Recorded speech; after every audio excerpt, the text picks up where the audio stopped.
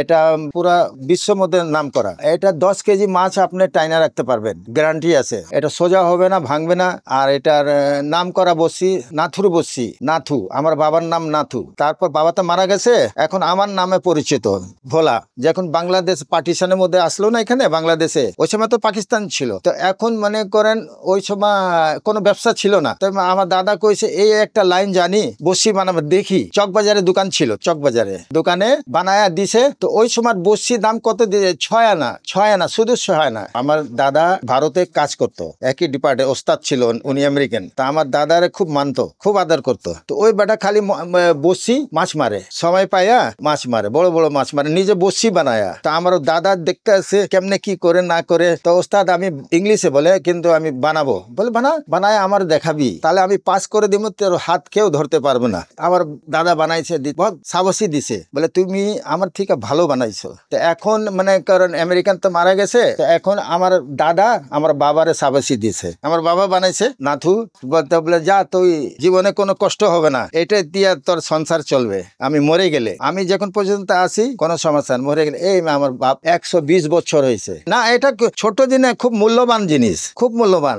এটা মনে করে এখনো মানুষ খুব মূল্য দেয়।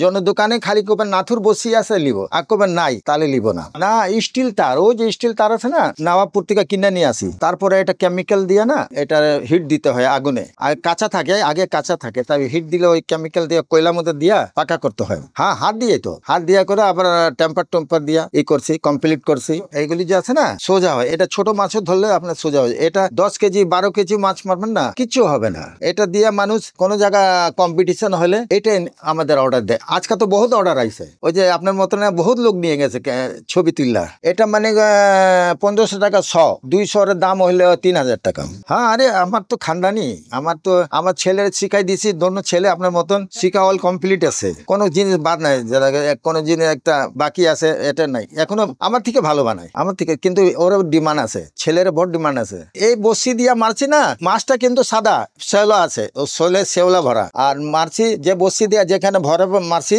তো ওই বসি শিকারি ওখানে বহুত আছে। চাচা কোন দিয়া বসি? বলে এই যে এই বসি দিয়া। বলে চাচা এটা আমি লিমু, এই বসি আমি লিমু, এই এত বড় মাছটা মারিয়ে দিয়েছেন, এটা আমার দিবেন চাচা। আমি বলে এটা তো বহুত দাম, এটা আপনি নিতে। বলে কত দাম? 1500 টাকা। 1500 টাকার দাম নাই, কিন্তু 200 টাকা বেচি। 1500 টাকা বাইর করে আমার দিয়ে দিয়েছে। না চাচা, এটা স্মৃতি আপনার, আমরা থাকবো, এটা দিয়ে ব্যবহার করবো। হ্যাঁ, মাছ বসিলি কাজ, এটা আটকে না অনেক 47 থেকে এগুলো করতে আসি। আমার বাপ করছে, করে আমি করতে আসি, আমার ছেলেও করে এগুলো কাজ। কিন্তু কাজের তো একটা চাহিদা, একটা ডিমান্ড আছে। ডিমান্ডটা আগে ছিল অনেক, এখন হয় না, কারণ জায়গা জায়গা ওই যে পুকুর নাই, মাছ ধরার জায়গা নাই। এই জায়গায় যেখানে মাছ ধরতো মানুষ, এই জায়গা আবার মাছ দেখায় একরকম।